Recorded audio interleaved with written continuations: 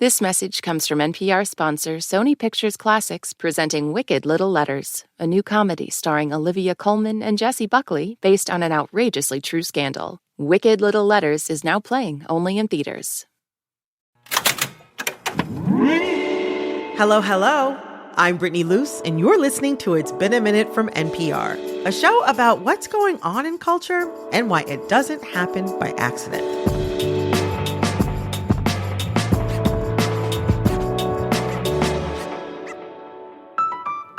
This week, we're connecting the dots between a Supreme Court case, Susan Sarandon, and the Golden Gate Bridge in San Francisco.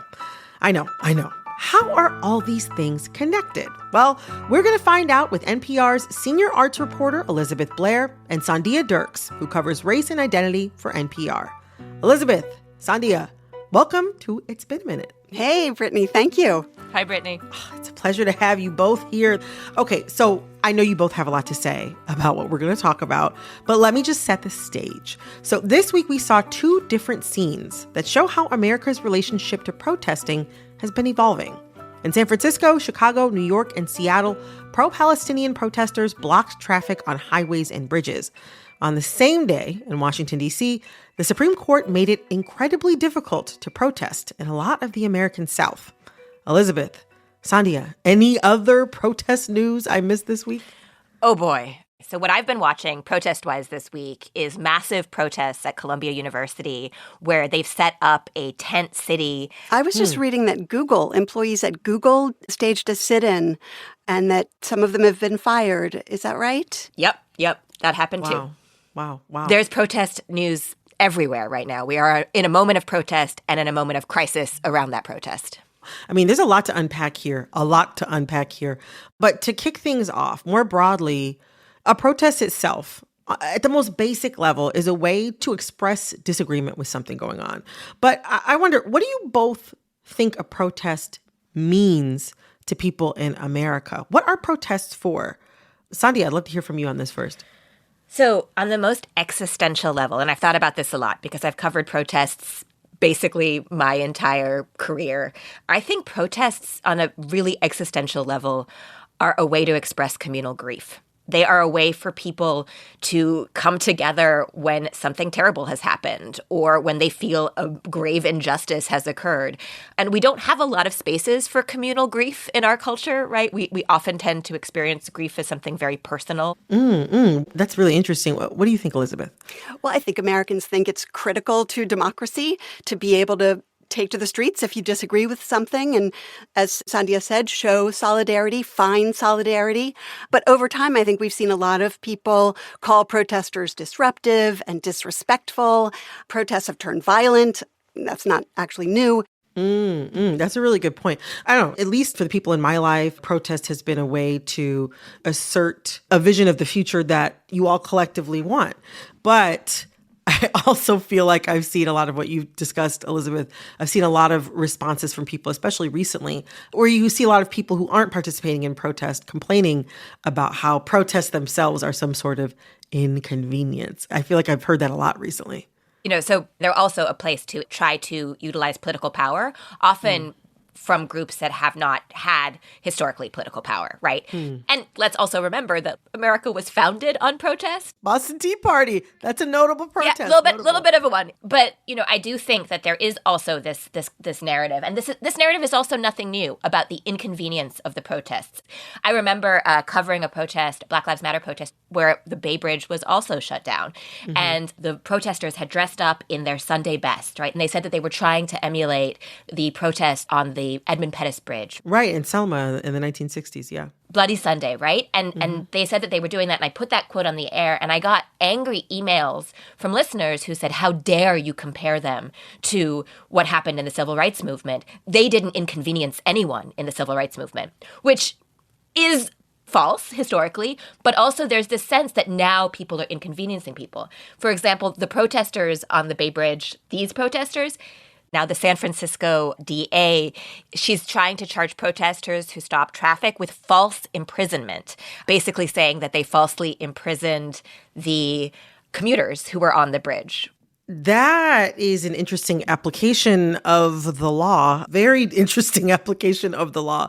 It's interesting that the protests this week in San Francisco, Seattle, New York, Chicago, where pro-Palestinian protesters were blocking highways and bridges, that those are happening during a time when there seems to be a sort of backlash against protesting. And one of the things that stands out to me as what sets America apart from a lot of other countries in the world, even other developed nations, is our First Amendment. Of course, protecting freedom of the press, free speech, but also it protects our right to peacefully assemble, to protest, to speak our minds and dissent against something that's happening in the world. And this week, the Supreme Court decided not to take up a case, McKesson versus Doe. And in doing so, they're effectively allowing Louisiana, Mississippi, and Texas to make it really burdensome to protest because people organizing protests could face charges if anyone attending their event breaks the law. Meaning, like, say, if you've organized a protest against police violence in Charlottesville, Virginia, and a white supremacist attacks one of your protesters, you, the organizer, would be liable for the white supremacists' actions, which is really, it just feels very wild to me, this prospect right now. Sandhya, I know you've been watching how there's been some anti-protest sentiment brewing or fomenting right now. Not just sentiment, it's actual legislation, right? And it's happening on an increasing level, particularly across sort of GOP states, but also at the federal level. This would be the targeting of protesters with extremism or even sort of domestic terrorism charges or RICO charges in some cases. Right. Anti-riot charges if 3 or more people sort of block a road, right? And, many people who are part of movement politics say there's an actual war on protest, a legal war on protest. So it's not just happening with the sort of this is an inconvenience. And I think that that's not actually a partisan position right now. There seems to be a push both by, Republican legislatures, but also in Democratic cities to push back against protest and dissent. And it's at this moment that everyone says is sort of this tipping point for democracy. I think we should be very concerned that protest is in the crosshairs. Elizabeth, this aversion to dissent is happening in other ways too. You cover the entertainment industry, and it seems like some Hollywood bigwigs see protesting as an inconvenience for business or at the far end of the spectrum, deeply disagreeable and wrong. Looking towards culture, our musicians, our artists, our culture makers, this is a moment where, Elizabeth, you've wondered why there aren't as many of these people speaking out. And in part, it's because there's a risk to doing so. Does this feel new to you? Yes and no. You go back to Jane Fonda during the Vietnam War. Wow, she was called a nag. People ridiculed her, really. A lot of people in power ridiculed her, and including the press. I mean, there's a Life magazine that literally called her, the headline was nag, nag, nag. But young people adored her because she had a huge platform. She was a star, and she shared their views, and she spoke their views. So she did pay, but it didn't stop her. But now, in the case of Susan Sarandon, she was dropped by her agent, UTA, right. And she's a lifelong activist. She gave a speech in November, and at one point she said, Jewish people are getting a taste of what it's like. She said, essentially, Jewish people are getting a taste of what it feels like to be a Muslim in this country, so often subjected to violence. UTA dropped her, and I followed her around recently, and I talked to her about it. Both my agents that I'd been with for 10 years, who I felt close to, are Jewish, and I was very happy to give them 10% of my earnings for 10 years, and I wasn't anti-Semitic then. So when I was told that by being in a march, it was too uncomfortable for them to advocate for me any further, it was quite shocking to me. At another point, she said to me, I think they were trying to make an example of me, right? Let's send the message out. Celebrities who are thinking about joining protests, there will be consequences. There could be consequences. You may lose work if you do this. Yeah. I wonder if that chilling effect extends to everyday people, not in Hollywood, What's happening is this pushback against dissent, right, is getting paired with this sort of pushback against talking about Palestine. And those two things are coming together to create a really dangerous moment for speech. And that speech on college campuses and that speech from Joe Schmo or anyone. And I think that what we're seeing is the state making it harder to protest by limiting the ability of bail funds to operate, by making protest in some places functionally impossible. And that really does take away the voices of people who feel like they have no other voice than to go to the streets. Elizabeth, Sandhya, I have learned so much here. Thank you both so much. Thank you. Thank you, Brittany. And as a thank you, I'd like to teach you both something by playing a game with you all. Can you stick around for a tiny bit longer? Sure. Yes, I think so. Wonderful. All right. We'll be right back with a little game I like to call, But Did You Know? Stick around.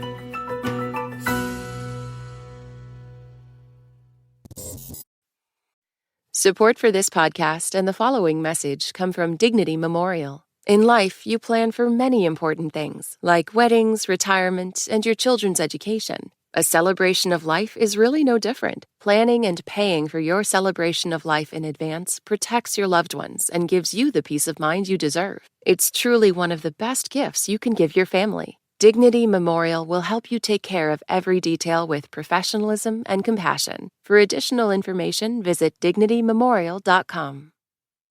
The following message comes from NPR sponsor Sattva. Founder and CEO Ron Rudson is on a mission to bring quality sleep to more people. Health and wellness are so tied to quality sleep. And I'm trying to tell everyone, look, you have to treat sleep like an activity because I believe sleep is the most important thing in your life. To learn more, go to saatva.com/NPR.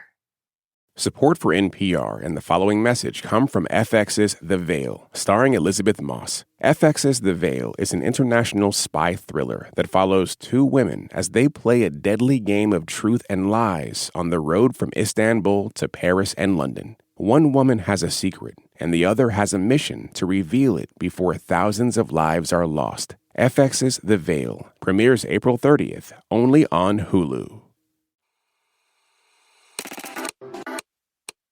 All right. It's time for a little game I like to call, But Did You Know? Here's how it works. I'm going to share a story that's been making headlines this week. And as I give you some background on the story, I'll also ask you trivia related to it. But don't worry, it's all multiple choice. And the first one to blurt out the right answer gets a point. So the person with the most points wins, of course. And their prize is bragging rights. Are y'all ready? Yes. All right, let's get into it. The music festival sensation Coachella is in full swing for its 23rd festival. The headliners this year are Tyler, the Creator, Doja Cat, and Lana Del Rey.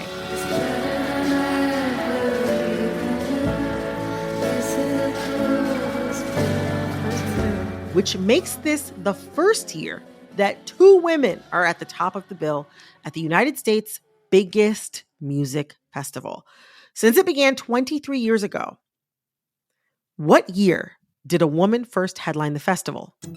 Was it A, 2008, B, 2012, or C, 2017? Elizabeth, I feel like you should know this. And I don't. I'm guessing A. A was the... 2008. Okay, I think it's later. I think it's, what's the middle one? 2012. Yeah, let's do that. You actually are both wrong. It was even later. It's 2017. It's 2017. Okay. A bonus point. Can either of you guess who it was? Beyonce. Close. I don't know why I said close, but it's not Beyonce. Elizabeth, what about you? I really don't know. It's all right. We're, like I said, we're here to learn. No judgment. It was Lady Gaga who headlined the festival alongside Kendrick Lamar and Radiohead. And fun fact, the reason why I said close, actually, Lady Gaga actually replaced Beyonce at the top of the bill because Beyonce had to delay her Beachella performance to the following year because she was pregnant with her twins, Rumi and Sir. So that's what I meant to say, was that Beyonce was... What you meant to say was that you were too deep in the lore. And yeah. Oh, yeah. Yeah, my Coachella, trivia is a little And rusty. I was thinking surely Coachella would have been inspired by the Lilith Fair, all women, but no, apparently not. Trust me, when I found out it was 2017, I was like, huh? No one before that? I should have guessed that. I should have just been like, definitely the last one you'd possibly expect, because that is the crap that would be real. All right. Well, so far, you're both tied at 0, but you got another question, another opportunity. Okay. In a lot of ways, it's not surprising that 2 women are at the top of this year's Coachella ticket. And let's get into why. Last year was a big year for music concert ticket sales with a record-breaking $9.17 billion. I repeat, $9.17 billion last year in concert ticket sales. What percentage of summer ticket sales went to women? Was it A, 48%, B, 57%, or C, 68%? C. Unfortunately, you're both wrong again. The answer is B, 57%. I probably even reported on this and have since forgotten. I just want to point out that I feel like Elizabeth has an advantage in this particular area. And look how well she's doing with her edge. All right. So to recap the score, you are both currently tied at 0. 0. Okay, 0. so whoever gets zero. this one, though, is going to be the winner. Okay, so without further ado, for our final question. This week, the pop girl dominance looks like it will march on. Taylor Swift just released a new album, which I'm sorry, has a terrible name, The Tortured Poets Department. Terrible. I'm so embarrassed by this name. Tortured Poets Department, like maybe more like Tortured Marketing Department. I don't know. Tortured Billionaires Apartment. Tortured Billionaires Department. That's Elon Musk's first album. Elon Musk's first. Oh gosh, please don't speak it into being. I do not need to hear any of his musical thoughts. Okay, based on past trends, Taylor Swift is poised to outsell everyone, of course. Of the past 15 years, how many times has Taylor Swift had the highest selling album of the year? Is it A, 5 times, B, 7 times, or C, 9 times? Guessing B. I would also guess B. Well, the answer is B, 7. You both got it right. Yes, Taylor Swift has had the highest selling album of the year 7 times in the past 15 years. Plus, she's had the top selling album 3 out of the past 4 years. The only new album I want is one from Tracy Chapman. Well, oh my gosh. Elizabeth, you answered the third question correctly the fastest. So you win the point. You have won this game. You can still keep your culture desk pride. Thank God. All right. Well, that's it for But Did You Know for this week. We didn't. We didn't. Oh my gosh. Congratulations. And Elizabeth and Sandhya, thank you so much for joining me today. Thanks for having me. Brittany. That was NPR's Elizabeth Blair and Sandhya Dirks. We're going to take a quick break, and when we get back, we're looking back on OJ Simpson.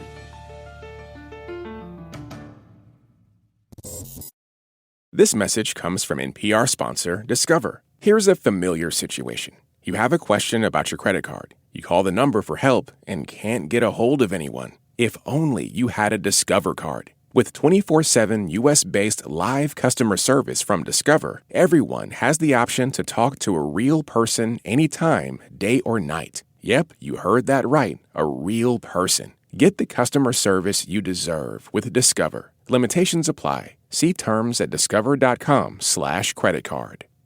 Support for this podcast and the following message come from the Southern Environmental Law Center, the South's largest environmental advocate and protector. SELC is dedicated to tackling the toughest environmental challenges by protecting our air, water, land, wildlife, and the people that live there. Learn more at southernenvironment.org. This message comes from NPR sponsor Teladoc Health. There are lots of reasons for wanting to be healthy. Family, work, living a fuller life. Teladoc Health understands. Whether you have diabetes, high blood pressure, or just need to manage your weight, Teladoc Health can help. Visit teladochealth.com/what'syourwhy for more information. That's TELADOC health/what'syourwhy.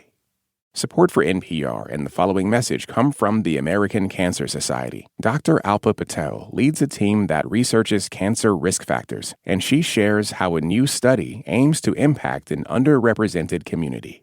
My greatest hope for the Voices of Black Women study is that it will help us understand and identify culturally tailored ways to change and really eliminate the unacceptable disparities for future generations of Black women as it relates to cancer. To learn more, go to voices.cancer.org. A quick heads up, this segment contains descriptions of violence. My next big question is, how did the OJ Simpson murder case change American media as we know it?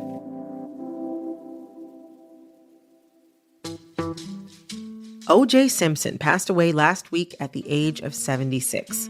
OJ was a complicated man, to say the very least, and over the last 3 decades of his life, his public persona and what he represented to people shifted dramatically. I was just a kid when he went from famous to infamous. After his ex-wife, Nicole Brown Simpson, and her friend were found murdered, OJ went from a beloved football star to a fugitive on the run. Reuters is reporting that the police tracked O.J. Simpson through his cellular phone, and that's how they picked up this car. And then, O.J. became the person at the center of the 1995 trial that gripped the nation, then tore it down the middle.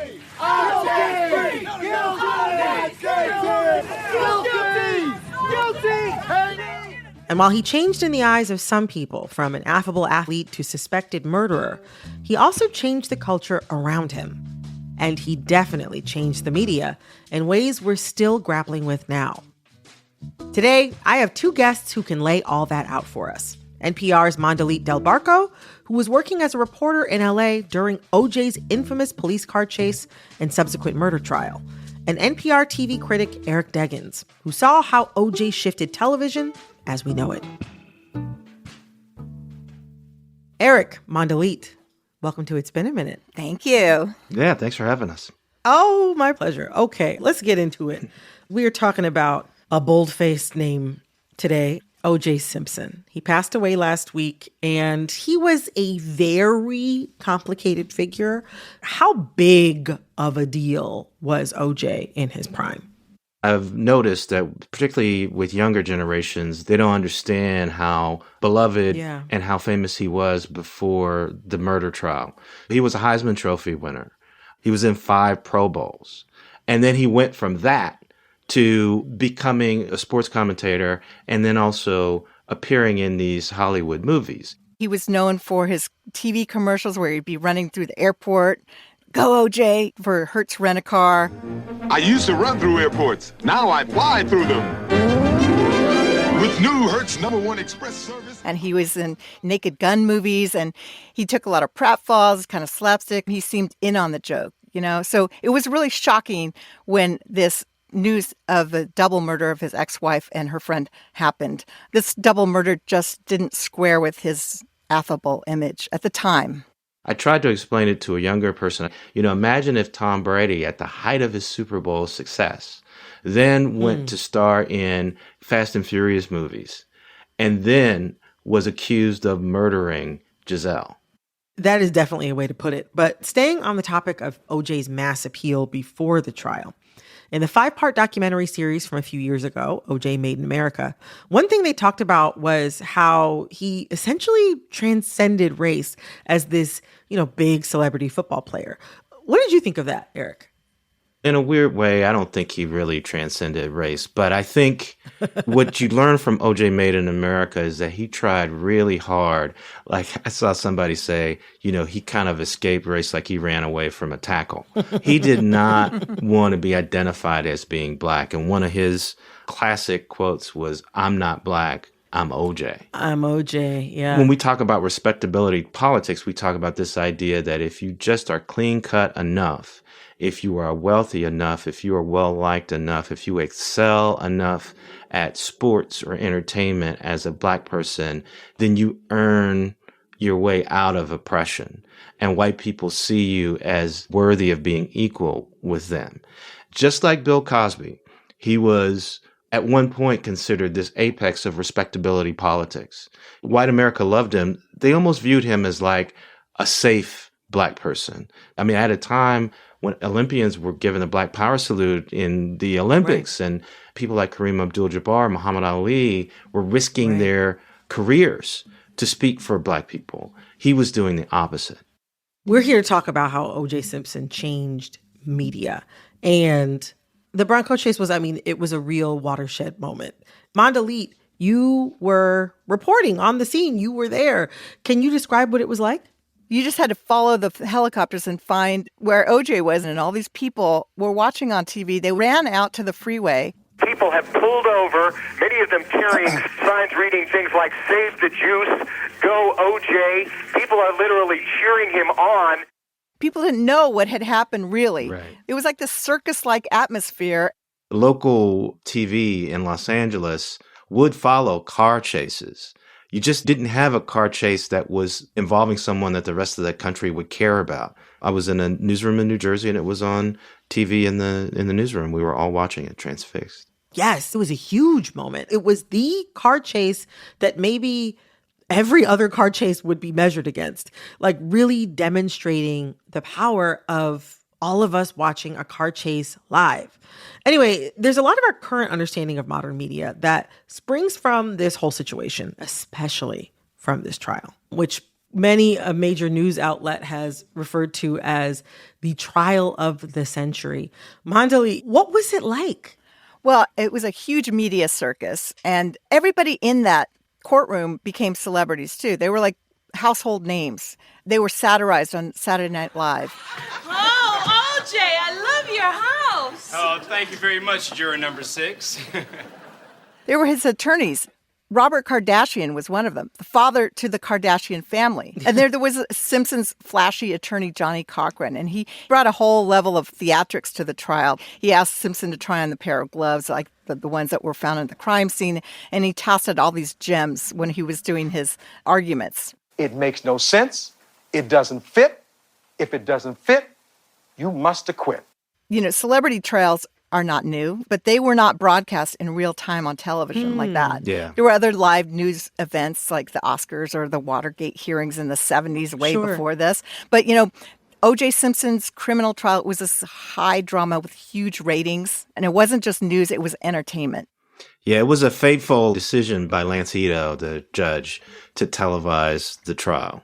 And once that happened, you had this situation where the TV networks eventually moved aside their daytime soap operas and just broadcast the trial. I remember my mom was watching it every day. Court TV saw its profile rise by covering it, and the legal experts who appeared in the coverage became stars themselves. So Dan Abrams, who's still ABC News' chief legal correspondent, Harvey Levin, he's the architect of the TMZ empire, and I would argue that the event that created the audience for shows like TMZ that dig aggressively into the private lives of celebrities was the O.J. Simpson trial. You have all these things coming together, and then they all kind of explode. Everything from the Kardashians to TMZ to some of the cable news anchors that we're used to seeing on TV today. This trial became must-watch TV for the entire nation. And the Washington Post claimed that it supercharged the emerging genre of true crime. Americans changed the channel from soap operas to court TV, and this trial was broadcast for over 8 months, which makes sense because I remember it as such a significant part of my childhood, honestly. It also changed how media treated celebrities. But first, I want to get into how everyday people responded to OJ in the trial. Mandalit, you were in the streets. You were talking to people. How did viewers think about or react to the trial as it developed? When I talked to people in Los Angeles. Like, for example, a white liberal family in Venice Beach on the west side of Los Angeles. Mm-hmm. They started with reactions like this one. This trial was a big fraud as far as I'm concerned. The guy is as guilty as sin. That conversation spun out to this very racist thing of black and white and like it's us versus them. Then when I went to some of the black neighborhoods in LA to get reaction there, and the double murder had just happened 2 years after the LA riots, and those racial tensions were still simmering. You know, some people told me that Simpson, whether or not he was guilty of murdering his ex-wife, they were somewhat relieved by the verdict. I talked to Al Humphreys. I found him at a barbershop. We said, wow, at least a black guy got away sometimes, because there's a lot of people, a lot of dead black folks that nobody ever went to jail for. I also talked to people who said that OJ Simpson didn't necessarily represent most black Americans. OJ means very little to me. I can tell you this one way or another. Like Laura said, the man was not a black man. He was a white man in blackface. And so during the trial, they said they weren't necessarily cheering on Simpson, but his lawyer, Johnny Cochran. Look, this was a very tragic thing. 2 people died, and they died very tragically, and nobody's applauding whether we think that this guy did it. Because I wasn't there, so I don't know who did it. But I do know that we have an adversary system. So this was a battle between attorneys, and our guy, our attorney, won. That's what we were happy about. One thing that I noticed is that I think there were a lot of black people who wanted white people to know what it felt like when the cops who beat up Rodney King got acquitted. Right. That was just a couple years before. And so they were happy to see the verdict for OJ. They didn't necessarily care all that much about OJ as a black person. What they cared about was making white people feel what it was like to have the system betray you. And one of the other things that really bothered me personally was that people assumed that because I'm black, that I thought OJ Simpson was innocent and I was happy with the verdict. And both of those things were not true. I didn't think he was innocent. I was really bothered by the verdict. But I was really bothered by people's assumptions about what I thought about the case from looking at me. We don't know how to have nuanced conversations about race in America, especially about these really big topics. And we always want to talk about race when the worst things have happened. And so it was even hard for me to think about trying to write about OJ dying because I still felt the trauma of living through it and trying to have reasonable conversations with people about race in an environment that was completely unreasonable. Mm-hmm, mm-hmm. You know, OJ Simpson was such a specific character study of celebrity, really and truly. In many ways, he was one of one.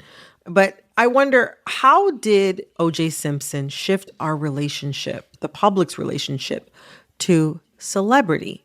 First of all, this whole culture of digging into celebrities' private lives and publishing investigations of their toxic behavior is something that I think got supercharged by the OJ Simpson trial. Before that, my sense is that a lot of that was the realm of gossip columns, and you wouldn't have quote unquote mainstream or legitimate news outlets really focused on it. After the OJ Simpson trial, you could see the New York Times and CNN and mainstream news outlets spending time looking into this stuff. We also had Robert Blake, who was another well-known actor, get accused of murdering his wife. The stage was set for a different kind of journalism about celebrities.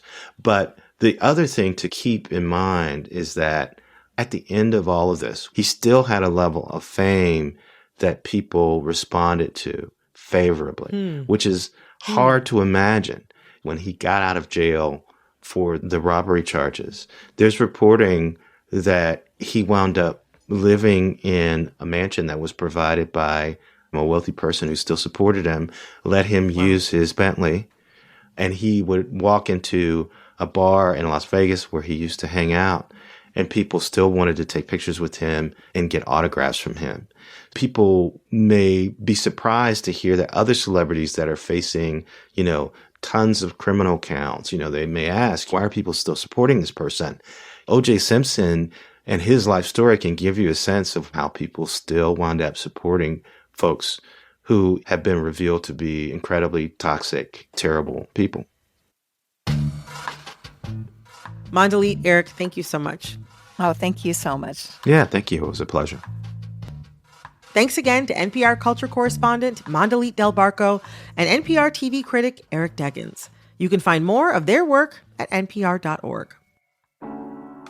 This episode of It's Been a Minute was produced by Barton Girdwood, Alexis Williams, Liam McBain, Corey Antonio Rose. This episode was edited by Jessica Placzek.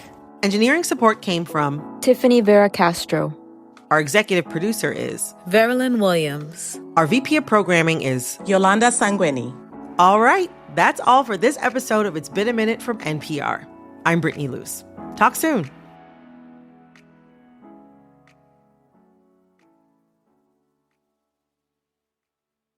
This message comes from NPR sponsor Discover. Tired of not getting a hold of anyone when you have questions about your credit card? With 24/7 live customer service from Discover, everyone has the option to talk to a real person. Limitations apply. See terms at discover.com/creditcard.